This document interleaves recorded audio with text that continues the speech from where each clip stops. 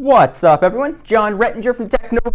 Here we've got a fancy new mat and a fancy new phone to go with it. This is the latest 4G LTE phone to grace AT&T's airwaves. It is the LG built Nitro HD.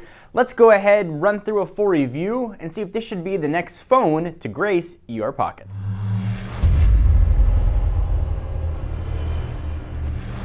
Alright, so before we jump into the full review of the LG Nitro HD, let me go ahead and remind you what the phone is packing, because it is packing quite a bit of a punch. First, price. It's going to be about $249, at least as of the time of this filming.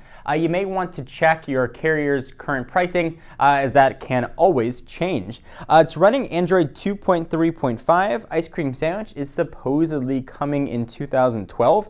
From a dimension standpoint, it's 5.27 inches by 2.67 inches by 0.41 inches. You can see that 0.41 inches right there. All weighing just about 4.5 ounces. Actually, exactly 4.5 ounces with the battery in.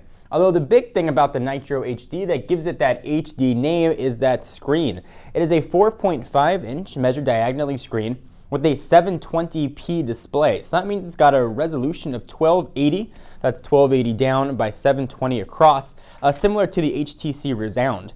That's going to give it a PPI of 329 compared to, say, the iPhone 4's PPI of 326. All that screen is going to be getting its juice from a removable 1,830 milliamp hour battery, and it's all going to be powered by a TI OMAP 1.5 gigahertz dual-core processor, augmented with 1 gigabyte of RAM.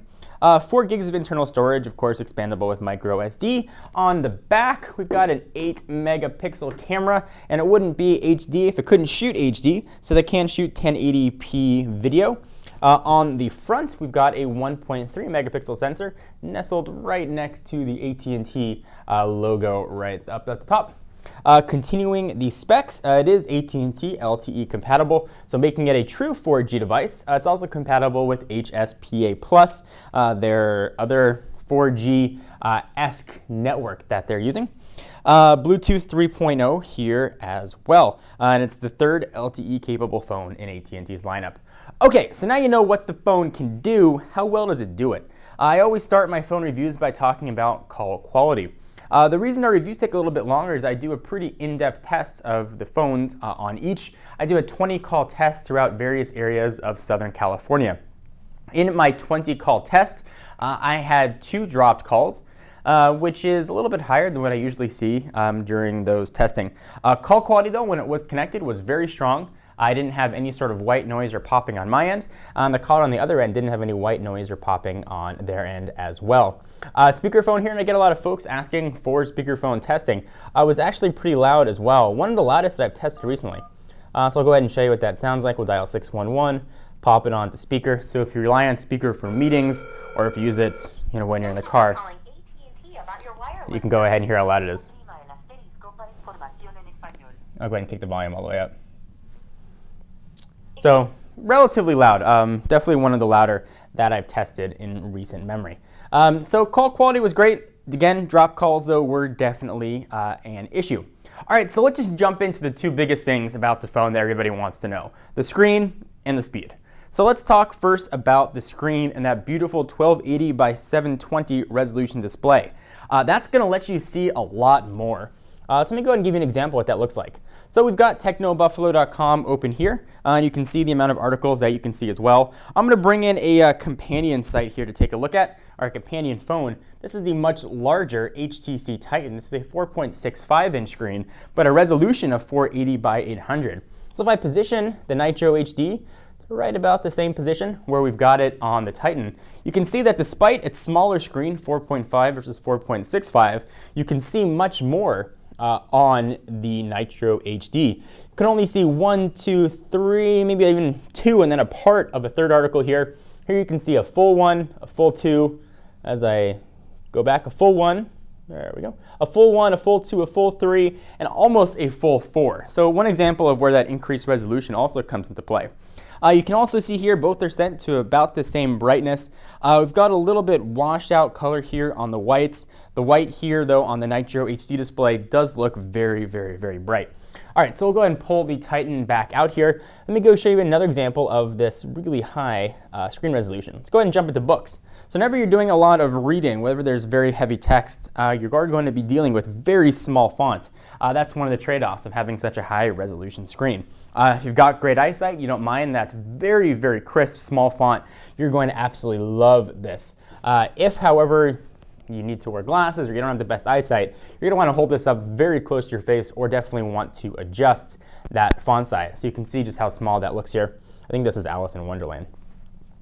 All right, so let's go ahead and check out a few more things. Let's go ahead and talk about images. So we'll jump on into Gallery. And images look absolutely beautiful here on this display. So we'll go ahead and take a look at some shots that I did. Look at that. I shot a picture of my camera remote. It's not really going to do that much justice here, but suffice to say, black show up very black, colors show up nice and vibrant here. And of course, pinch to zoom works pretty well. But still images on an HD resolution display don't do it justice. What about video? So let me go ahead and show you what some HD video looks like here. We've got some HD content already queued up. Go ahead and hit play. And HD content here is absolutely beautiful. It's not going to do it full justice coming from the phone to camera to YouTube to whatever resolution your monitor is or what you're viewing the content at, but it really does look beautiful. No problem watching a full movie on this. Want to watch a few trailers, catch up on some episodes of Modern Family. Not going to have any sort of qualms about recommending this phone just based on that display. So you can also hear how loud the speaker was. Go ahead and turn that guy off here.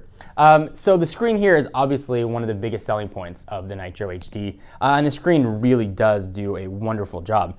If I go back to a website, go ahead and click an article. Let's go take a look at normal article text here as well, and you'll be able to see what text is going to look like. So we'll go ahead and scroll down. Text on normal websites, though, is very, very, very crisp. And as I mentioned, you're going to get that crispness because of that high resolution. And also because of that high resolution, as you zoom in, so if you want to change the font size, because of that resolution makes the font a little bit small, you are not going to have any sort of pixelation here whatsoever. And you can also see a little bit of a sneak peek of some of the stuff that LG has done to tweak the browser and tweak the operating system as a whole.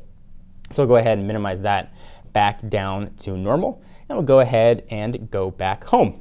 All right, so the next thing that I really wanted to know when I started looking at this phone was how is LTE and how is the speed?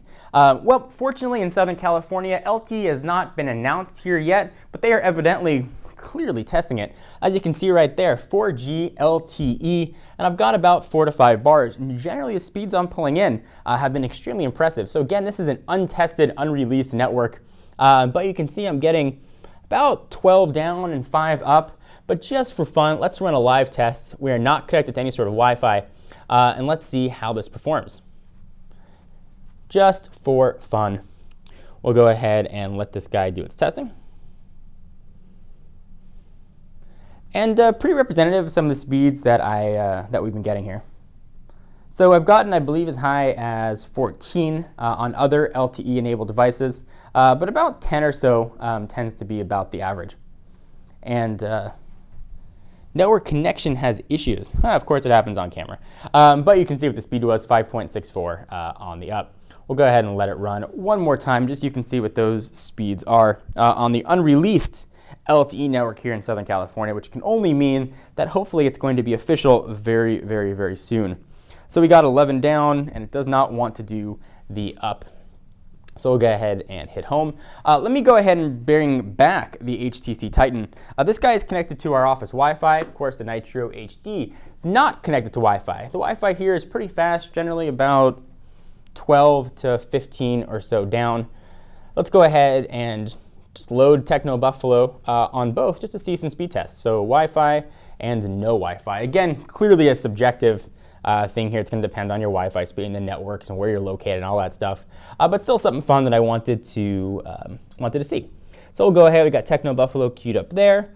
We'll go ahead and hit go here. Go, go, and they are both off on the refresh. So we've got new content already done on the Nitro HD. You can see that blue bar. It's still loading here. on Wi-Fi on the Titan. So just right there illustrates how fast LTE can be. So we'll go ahead and pull that guy off. Really see it though when you want to do some streaming video, or you want to download apps, or even video calls. Is really where LTE is going to be tremendous. From a quadrant standpoint in the benchmarking, got a quadrant score of 2,276. All right, so let's talk a bit about the design of the phone. This is where things get a little bit on the boring side. It is a very bland phone that you're not going to remember after you take a look at it.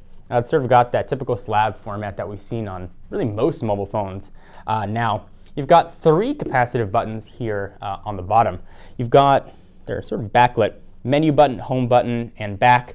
Gone is search, so if you rely a lot on a search button, this is not going to be a phone that you're going to want to look at, or you're going to want to get used to not having it. You can access it though by hitting menu, then you've got a soft search button there. On the left-hand side, you've got volume rocker up and down. On the right, there's nothing. Speaker on the bottom. The top, 3.5 millimeter headset jack, a microphone, and there's where the charging port lives underneath that flap. I'm not a big fan of these flaps. Generally, when devices have them, I'll just pull them off. I find it annoying and I end up breaking them anyway. That's more of a personal preference. Then you've got your power and lock button that live on the upper right-hand side of the phone, your front-facing camera, the rear-facing camera. The back is sort of a textured plastic. It's not soft touch. Feels sort of rubber-y. Got your LG logo and your speaker right down there below. I have not been the biggest fan of LG build quality in the past, and I've said that in other LG devices I've reviewed. So I'm a bit dubious with how well this phone is going to hold up. It does feel though very solid, and certainly LG may have changed their manufacturing processes and the components that went into the phone, so you may get a tremendous build quality. But that's something we're going to see over time, but definitely you want to take past reputation into play when looking to buy a phone. So speaking of LG, let's talk about some of the little LG tweaks that they've made to the phone. They've left Gingerbread alone for the most part, but there are some things here. So take a look at applications. You can see how things scroll down. Downloads there are sort of in their own folder. We'll go ahead and go back. The way they handle widgets is kind of interesting. We go ahead and hold this down. Pops up, you can tap or hold widgets to add. So you can see it's broken down into widgets, shortcuts, folders, and wallpapers. And you get that little grid in the back so you can choose where you want to drag applications. And that grid is still there when you want to drag something to the home screen. So if you pick where you want it to be, you go ahead and select the screen. So we'll go ahead and go back home. Also, one of the things that I do like about the LG skin, I do like how they let Android be Android pretty much, is at the top right here, where I can go ahead and turn off Wi-Fi, I can select ringers and all that kind of stuff. One of the really tremendous features that I do like about Android. And something that I do want to bring up as soon as we begin to wrap this up, that high resolution screen, what that means for the keyboard. The keyboard here is a little bit on the cramped side. The keys are exactly the same size, but it felt just a little bit small. That may have been a personal preference. Certainly with Android you can change keyboards, but I wasn't a huge fan of this implementation.